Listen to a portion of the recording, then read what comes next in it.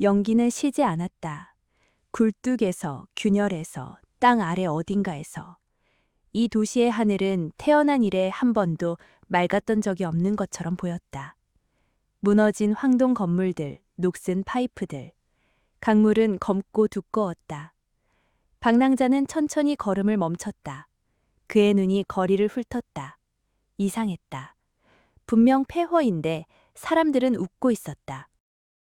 모두가 황동 고글을 쓰고 있었다.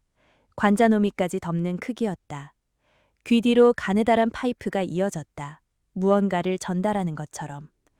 상인은 썩은 물건들을 자랑스럽게 늘어놓았다. 손님은 그것을 보며 환하게 웃었다. 아이들은 오염된 무릉덩이 옆에서 뛰어놀았다. 노인은 검은 강물을 바라보며 흐뭇하게 고개를 끄덕였다. 방랑자는 고글을 쓰지 않고 있었다. 그의 눈에 보이는 것은 다른 세상이었다. 광장에서는 축제가 열리고 있었다. 사람들은 검은 물을 마셨다. 회색 음식을 먹었다. 그리고 웃었다.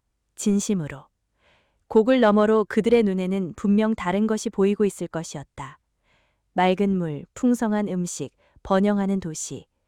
방랑자는 아무것도 먹지 않았다. 아무것도 마시지 않았다. 다만 바라볼 뿐이었다. 군중 속에서 방랑자의 시선이 멈췄다. 광장 가장자리, 무너진 돌계단 위. 소녀가 혼자 앉아 있었다. 12살 남짓, 잿빛 원피스의 황동고글. 소녀는 아무것도 하지 않고 있었다. 다만 그 자리에 앉아 무언가를 보고 있었다. 고글 너머로. 방랑자는 천천히 그쪽으로 걸음을 옮겼다. 아!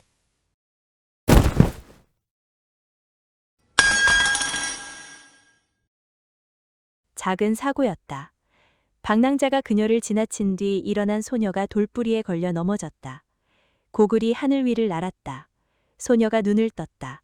맨눈으로. 처음에는 아무 말이 없었다. 소녀의 눈이 천천히 거리를 훑었다. 무너진 건물들, 검은 강, 회색 하늘. 축제 소리가 멀게 들렸다. 이 도시가 내는 진짜 소리가 그 아래로 스며들었다. 소녀가 고글을 내려다봤다.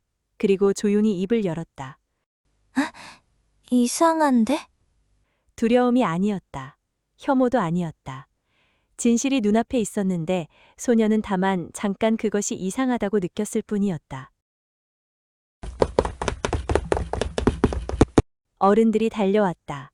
그들이 입을 열기 전에 소녀가 먼저 손을 뻗었다. 천천히, 스스로. 고글이 다시 얼굴 위에 올라앉았다. 소녀의 표정이 바뀌었다. 의문이 사라졌다. 혼란이 사라졌다. 뭐, 됐나? 이게 더 이뻐. 다시 공백의 미소. 어른들이 멈췄다. 달려오던 발걸음이 멎었다. 그들의 얼굴에 안도가 번졌다. 강제하지 않아도 됐다. 그 아이가 스스로 선택했으므로. 소녀가 방랑자를 올려다봤다. 고글 너머로, 흐릿한 렌즈 너머로.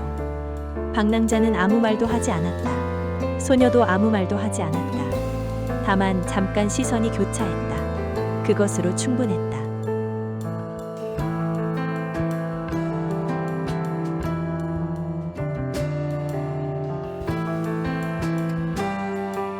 그 아이는 잠깐 진실을 보았다.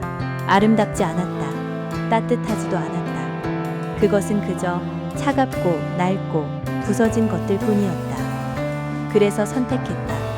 강요한 사람은 없었다. 명령한 사람도 없었다. 렌즈 속의 세상이 그녀에게 현실이자 행복이었다. 누군가는 처음에 거부했을지 모른다. 하지만 이 세계에 남은 사람들은 이미 렌즈 없이는 살 수 없는 이들 뿐이었다.